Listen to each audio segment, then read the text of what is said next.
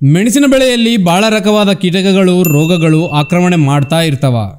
ಈ ವಿಡಿಯೋನಲ್ಲಿ ಮೆಣಸಿನ ಬೆಳೆಯಲ್ಲಿ ಇರುವ ಎಲೆಗಳನ್ನು ನೋಡಿ ಯಾವ ರೀತಿಯ ಕೀಟಕಗಳು ಇದ್ದಾವೋ ಗುರುತಿಸುವುದು ಹೇಗೋ ತಿಳಿದುಕೊಳ್ಳೋಣ. ಮುಂದೆ ಮೆಣಸಿನ ಬೆಳೆಯಲ್ಲಿ ಜಾಸ್ತಿ ಕಾಣುವುದು ಮೇಲೆ ಮುದುರು ಕೆಳಗ ಮುದುರು. ಈ ಹೇನು ಇನ್ನು ನುಸಿ ಎಲೆಗಳ ಕೆಳಗ ಭಾಗದಲ್ಲಿ ಸೇರಿ ರಸ ಎಳೆಯೋದರಿಂದ ಮೇಲೆ ಮುದುರು ಇನ್ನು ಕೆಳಗ ಮುದುರು ಬರುತ್ತೆ. ದೋಮೆ, ಹಸಿರು ದೋಮೆ, ಬಿಳೆ ದೋಮೆ. ಈ ರಸ ಎಳೆಯುವ ಹುಳಗಳಲ್ಲಿ ಇನ್ನೊಂದು ಕರೆ ತಾಮರ ಹುಳಗಳು. ಇವು ಜಾಸ್ತಿ ಹೂವಿನಲ್ಲಿ ಕಾಣಬಹುದು. ಇನ್ನು ಈ ಹುಳಗಳು ಹಸಿರು ಹುಳ, ಇನ್ನು ಲದ್ದೆ ಹುಳ. ಮೆಣಸಿನ ಬೆಳೆಯಲ್ಲಿ ಹೂವು ಹಿಡಿಯುವ ಸಮಯಕ್ಕೆ ಕಾಣುವ ಹುಳ ಈ ಮಿಡ್ಜುನೊಣೆ.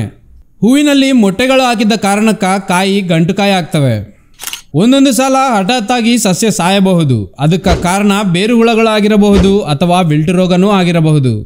ಈ ಹುಳಗಳನ್ನು ಗುರುತಿಸಿದ ಅನಂತರ ಇದಕ್ಕೆ ನೀವು ಬಳಸಬೇಕಾಗಿದ್ದ ಮದ್ದುಗಳು, ಇನ್ನು ಮೆಣಸಿನ ಬೆಳೆಯಲ್ಲಿ ಬರುವ ರೋಗಗಳ ಬಗ್ಗೆ ನಮ್ಮ ನೆಕ್ಸ್ಟ್ ವಿಡಿಯೋನಲ್ಲಿ ಹೇಳ್ತೀವಿ ನೋಡಿ.